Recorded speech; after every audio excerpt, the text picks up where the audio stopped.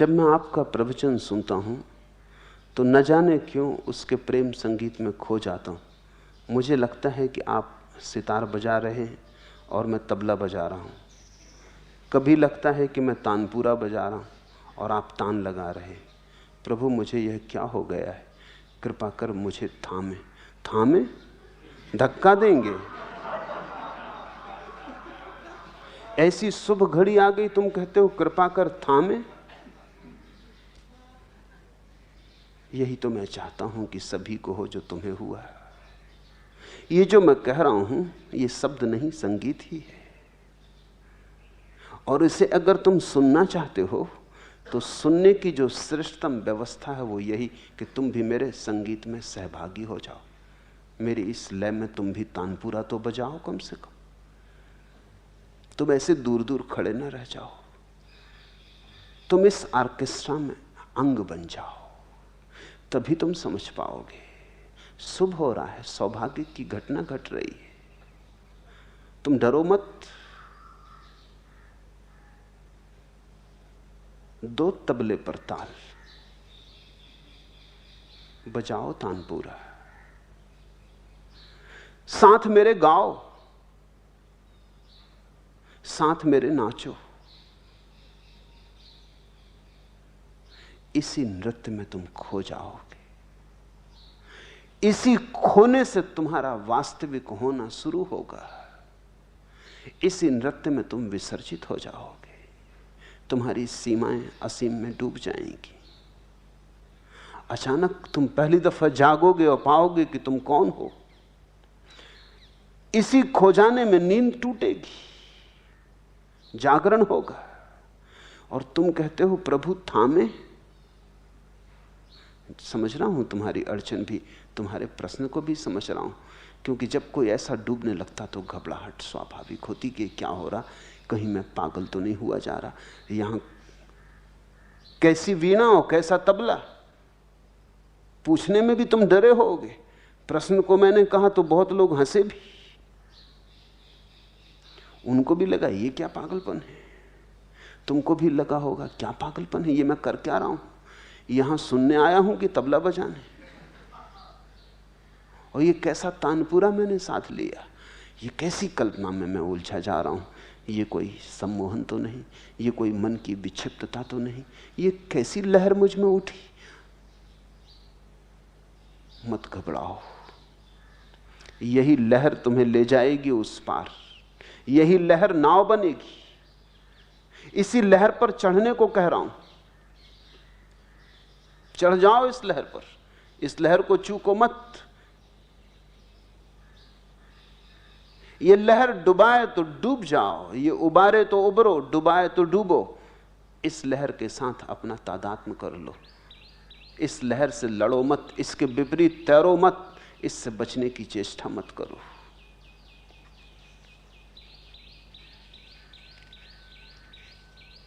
तब बुला जाता मुझे उस पार जो दूर के संगीत सा वह कौन है। जो तुम्हें बुला रहा है वो अभी दूर का संगीत है। तुम उसके साथ अगर तानपूरा बजाने लगे वो करीब आने लगेगा।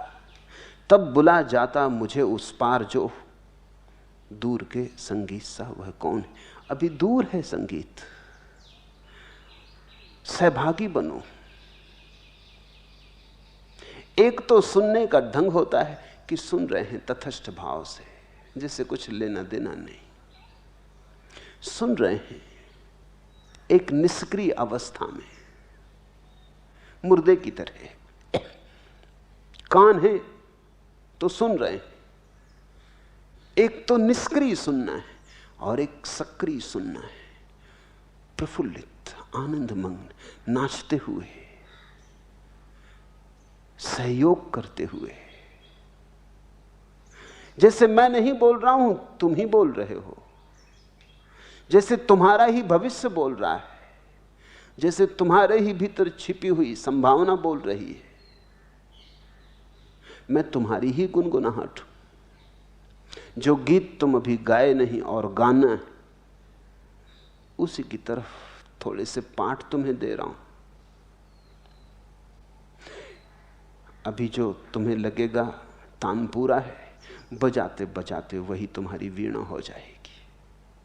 अभी तुम मेरे साथ बजाओगे, धीरे धीरे तुम पाओगे तुम और मैं का फासला तो समाप्त हो गया। न तो मैं हूं न तुम हूं, परमात्मा बजा रहा है। और तब तुम इस योग्य हो जाओगे कि कोई तुम्हारे पास आए तो वो अपना तानपूरा बजाने लगे। प्राणों के अंतिम पाहुन, चांदनी धुला अंजन सा विद्युत मुस्कान बिछाता, सुरभित समीर पंखों से उड़ जो नभ में घिर आता, वह वारिद तुम आना बन। ज्यों श्रांत पथिक पर रजनी छायासिया मुस्काती, भारी पलकों में धीरे निद्रा का मधु खुलकाती, त्यों करना तुम बेसुध जीवन। अज्ञात लोक से छिप छिप ज्यों उतर रश्मियां आती, मधु पीकर प्यास बुझाने फूलों के उर खुलवाती, छिप आना तुम छायातन। आने दो मुझे, तुम्हारे भीतर आने दो। थामने की बात ही मत उठाओ। तुम्हें मदमस्त होना है, तुम्हें शराबी बनना है, तुम्हें डोलना है किसी मदिरा में। थामने की बात ही मत उठाओ। तुम्हारा डर मैं समझता हूं कि ये क्या हो रहा है, कहीं मैं अपना होश तो ना खो दूंगा, कहीं मैं बेसुध तो ना हो जाऊंगा। ज्यों श्रांत पथिक पर रजनी छाया सिया मुस्काती, भारी पलकों में धीरे निद्रा का मधु खुलकाती, त्यों करना तुम बेसुध जीवन। यही अब तुम्हारी प्रार्थना हो, त्यों करना तुम बेसुध जीवन।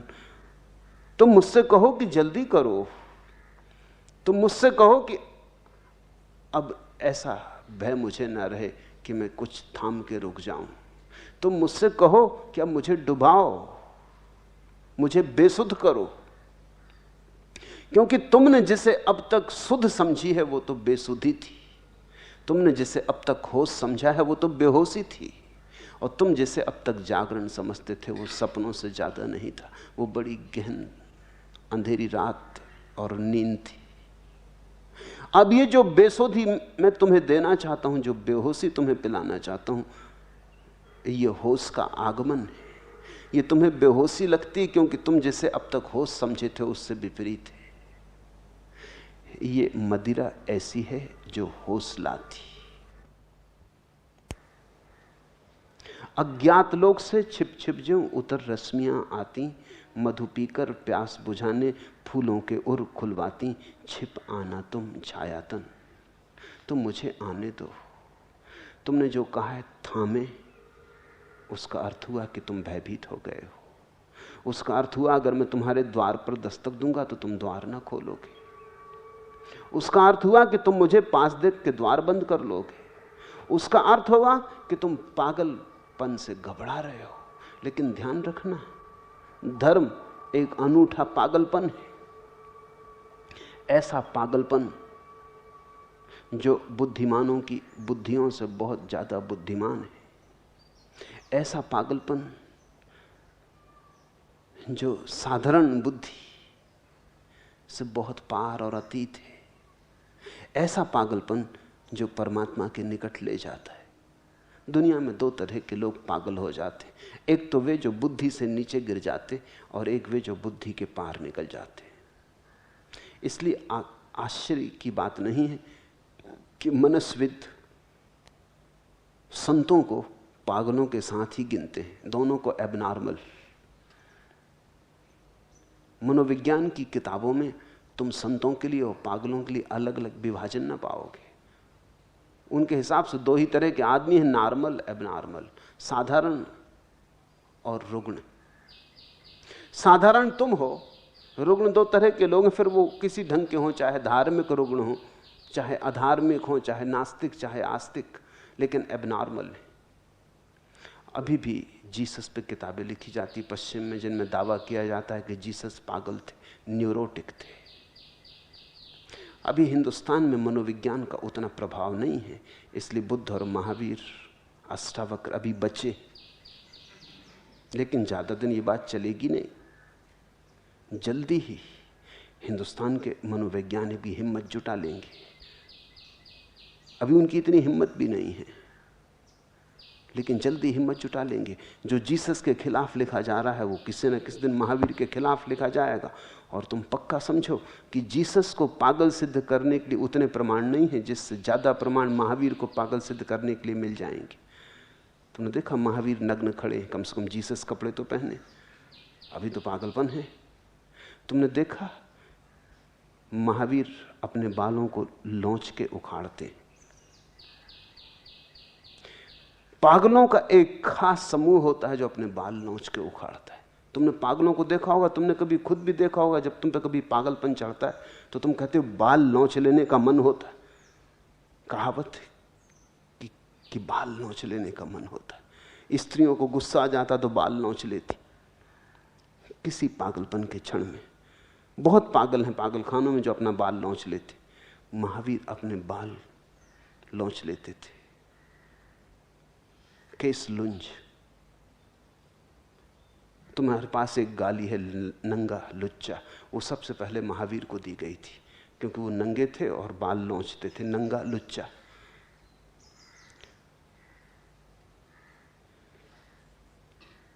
अगर महावीर में खोजना हो पागलपन तो पूरा मिल जाएगा।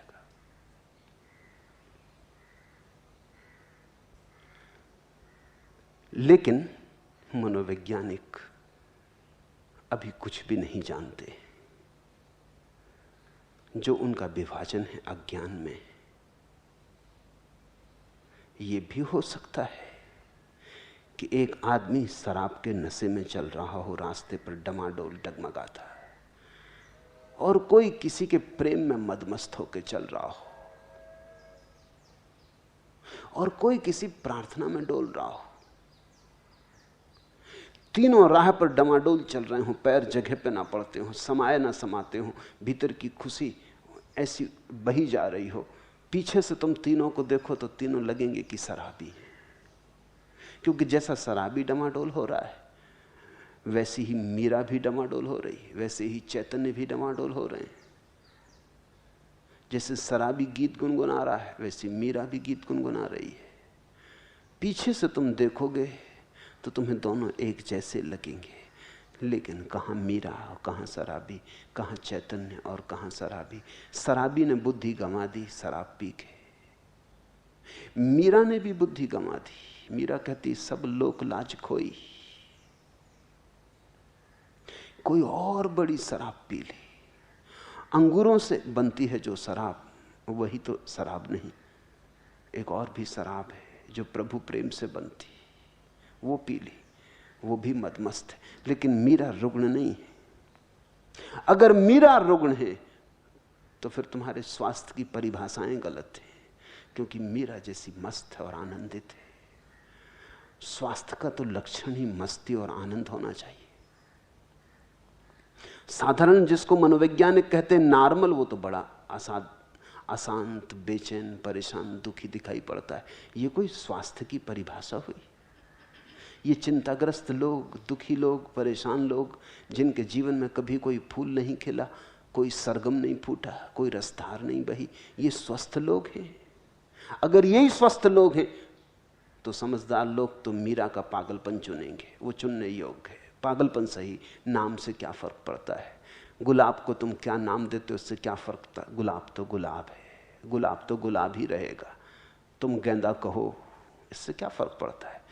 तुम महावीर को पागल कहो, इससे क्या फर्क पड़ता है? या परमहंस कहो, इससे क्या फर्क पड़ता है? महावीर महावीर है, ये तुम ख्याल में लेना। घबरा मत जाना। मेरे पास अगर तुम हो तो निश्चित ही किसी शराब के पिलाने का आयोजन चल रहा। ये मधुशाला है। इसे मंदिर कहने से बेहतर मधुशाली कहना उचित है। यहां मैं चाहता हूं कि तुम डोलो, नाचो। यहां तुम किसी गहरी मस्ती में उतरो, नया आयाम खुले।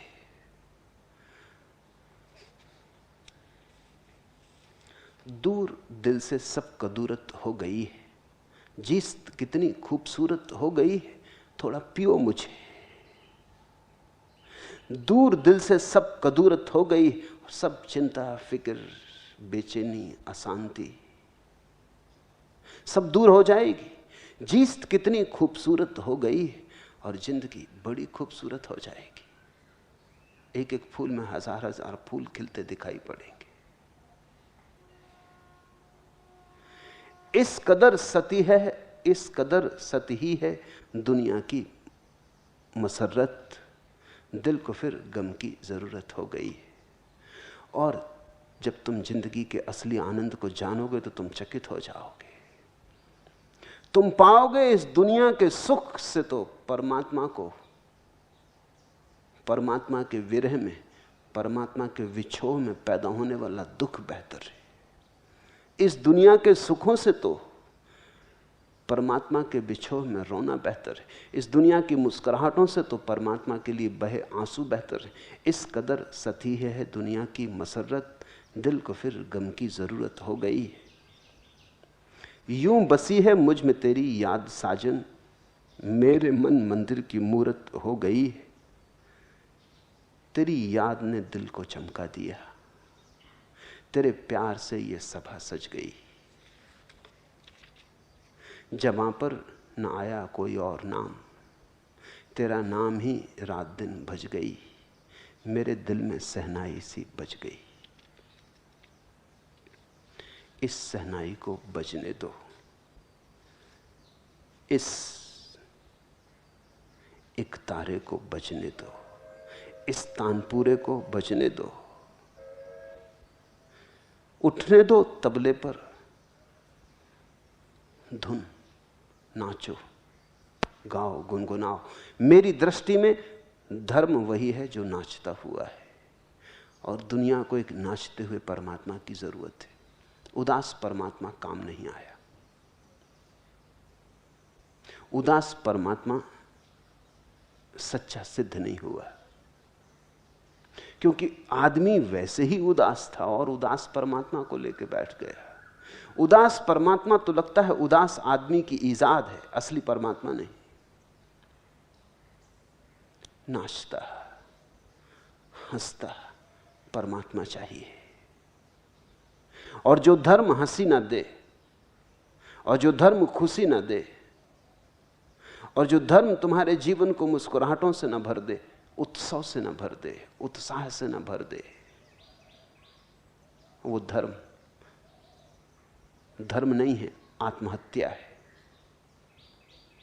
उससे राजी मत होना। वो धर्म बूढ़ों का धर्म है या मुर्दों का धर्म है, जिनके जीवन की धारा बह गई है और सब सूख गया है।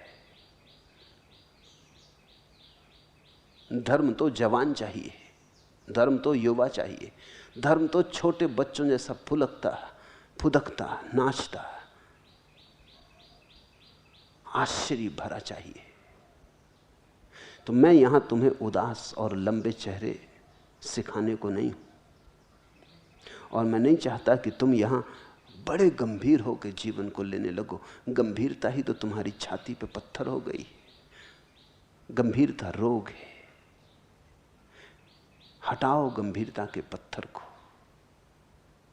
वो पत्थर सरक रहा है और तानपुरा बजने को है, तुम कहते हो थामो, तुम कहते हो थामो मुझे। कहो कि धक्का दो, कहो कि ऐसा धक्का दो कि मैं तो मिट ही जाऊं, तानपुरा ही बजता रहे।